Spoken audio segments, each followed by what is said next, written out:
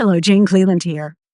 You talk about the power of perception and how two people can look at the same thing, experience the same thing, and have very different perceptions about it. How do I describe that so that those difference in perceptions are clear? I think the answer is to describe it from that point of view. What does that person perceive? Describe that. And then go to your sensory elements to make it visceral.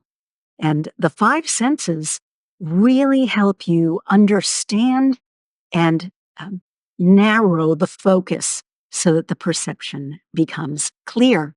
One example I give in a webinar is that a friend of mine who lives in wine country, California, took me out to the back of her house and said, "Look at those golden hills." And I'm looking and I see brown, dead, withered stuff. So we're looking at the same thing. To her, it's gold and gorgeous.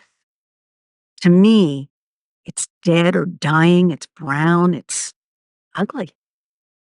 Neither one of us is right or wrong.